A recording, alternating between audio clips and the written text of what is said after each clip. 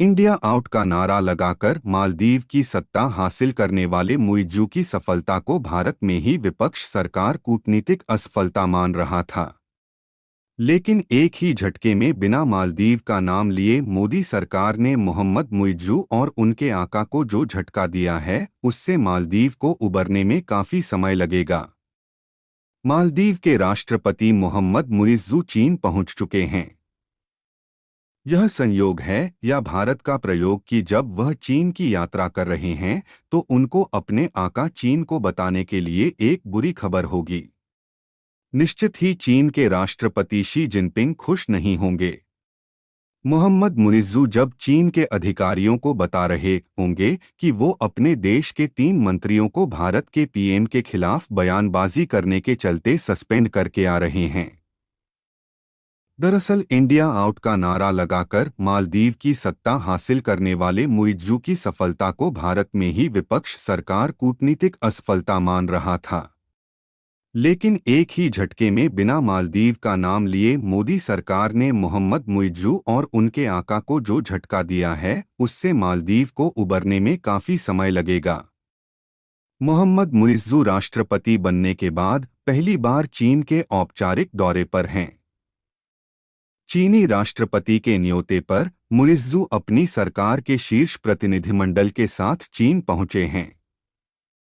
मुइज़्ज़ू अभी हाल ही में चुनाव जीतकर राष्ट्रपति बने हैं।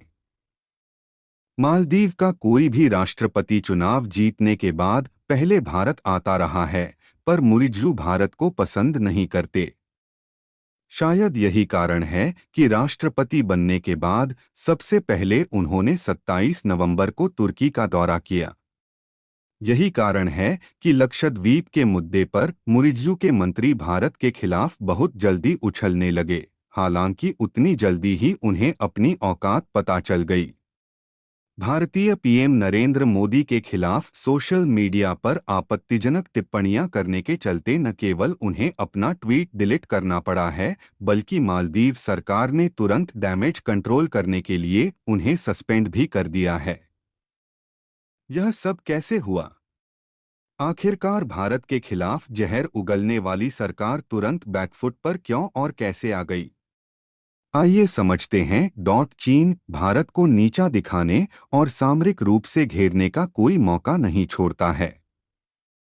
माना जा रहा है कि चीन समर्थक मुइज़्ज़ू को राष्ट्रपति बनवाकर चीन बुनियादी ढांचे के विकास और व्यापार के लिए दबाव बना सकेगा। यह सब भारत के रहते हुए संभव नहीं हो सकता है। मालदीव में भारत के 70 से 75 सैनिक मौजूद हैं। यहाँ पर मौजूद सैनिक रडार और सर्विलांस एयरक्राफ्ट को ऑपरेट करते हैं। इस छोटी टुकड़ी के भरोसे भारत मालदीव पर कब्जा नहीं कर सकता। ये सैनिक टुकड़ी मालदीव के हित के लिए ही काम कर मुइज़्ज़ू खुद इस बात को जानते हैं। श्रीलंका में हम्बनटोटा बंदरगाह कंट्रोल करने के लिए चीन ने ऐसा ही किया था। चीन के झांसे में आकर श्रीलंका के नेता भी भारत के साथ मुइज़्ज़ू जैसा ही सुलूक कर रहे थे। पर जब चीन की हकीकत उन्हें पता चली तो पूरा श्रीलंका भारत की ओर देख रहा था। चीन का इरादा अब मालदीव में बेस बनाने का भी है, ताकि दक्षिण चीन सागर के बाद अब हिंद महासागर में भी उसकी स्थिति मजबूत हो जाए। मुइज़्ज़ू लगातार भारत को चिढ़ाने वाले चीन की शह पर ही ऐसा कर रहे हैं।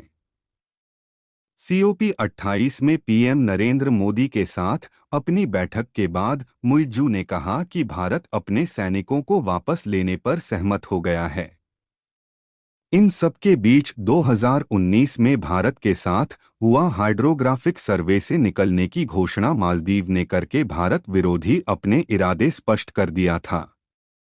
यह सभी जानते हैं कि लक्षद्वीप की जनसंख्या में 97% मुस्लिम्स वोटर्स हैं और बीजेपी के लिए अभी भी मुस्लिम वोटर्स के बीच अपनी जगह बनाने में काफी मशक्कत करनी है।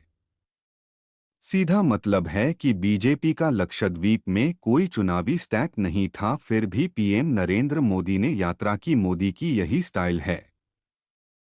उनके हर कदम में एक संदेश छिपा होता है। उन्होंने अपनी यात्रा के जिस तरह का फोटो शूट करवाया और भारत जनता से लक्षद्वीप घूमने की अपील की, वो शायद उनकी एक कूटनीतिक चाल ही रही होगी। हालांकि पूरी यात्रा के दौरान या बाद में भी उन्होंने कहीं भी मालदीव के नाम का जिक्र नहीं किया था, पर उनको जो संदेश देना था उन्होंने दे दिया। तीर निशाने पर बैठा। मेक माई ट्रिप के आंकड़े के अनुसार लक्षद्वीप के गर्न में 2400% की अनुसार लक्षद्वीप के सर्च में 3400% की वृद्धि दर्ज की गई है। भारतीयों ने जिस तरह लक्षद्वीप की तारीफ करनी शुरू कर दी, चीन की सरपरस्त मालदीव के मंत्री ट्रैप में आ गए। उसके बाद उनकी अनर्गल बातों पर भारत के बिजनेस हाउसेस, सेलिब्रिटी आदि गुस्से में आ गए। उसके बाद मालदीव का बहिष्कार ट्रेंड होने लगा। नतीजा ये था कि बहुत जल्दी ही मालदीव को डैमेज कंट्रोल के लिए सख्त एक्शन लेने पड़े। पीएम मोदी ने बिना मालदीव का नाम लिए ही उसे घुटने टेकने पर मजबूर कर दिया। निश्चित ही इन बका असर चीन पर पड़ने वाला है। श्रीलंका को कर्ज के जाल में फंसाकर में हम्बनटोटा बंदरगाह भले ही चीन ने कब्जा कर लिया हो, श्रीलंकन सरकार को मजबूरी में चीनी नेताओं की हाँ में हाँ मिलानी पड़ रही है। चीन श्रीलंका के दिल से निकाला हो चुका है, बहुत जल्दी देश से भी निकाला हो जाएगा। श्रीलंकाई नेता चीनी कर्ज के चलते अभी भी बीआरआई योजना में बने रहने की बात कर रहे हैं, पर आंतरिक चुनावों में उन्हें बहुत मुश्किल का सामना करना पड़ेगा, ये सभी जानते हैं। पाकिस्तान में चीनी इंडस्ट्रियल कॉरिडोर का जबरदस्त विरोध हो रहा है। यहाँ तो कई चीनी नागरिक पाकिस्तानी जनता के गुस्से का शिकार भी हो चुके हैं। मालदीव भी चीनी कर्ज में बुरी तरह फंस चुका है। मालदीव में मोइजू के विरोधियों का खुलकर भारत के समर्थन में आना ये बताता है कि इस छोटे से देश में मोइजू भले ही चुनाव जीत गए हों, पर जनता उनके चीन परस्ती से खुश नहीं है। लक्षद्वीप को जिस तरह पीएम मोदी ने प्रमोट किया है, उसके बाद गूगल पर लगातार सर्च बढ़ता जा रहा है। आने वाले दिनों में लक्षद्वीप में पर्यटन जबरदस्त तरीके से बढ़ सकता है। प्राइम मिनिस्टर ने इस द्वीप के लिए कई प्रोजेक्ट को हरी झंडी दिखाई है। इंफ्रास्ट्रक्चर के विकास के लिए कई योजनाएं बनाई गई हैं।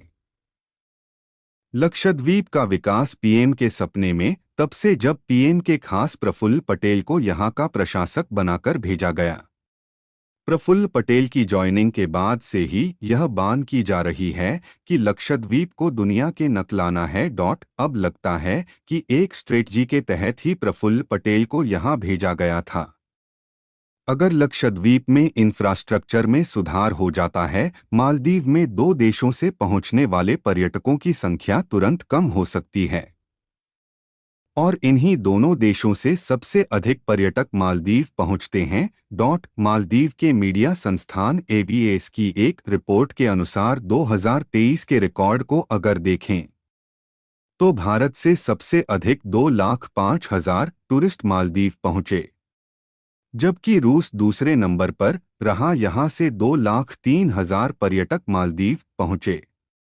ये पूरी दुनिया को पता है कि रूसी पर्यटकों की सबसे पसंदीदा जगह गोवा है।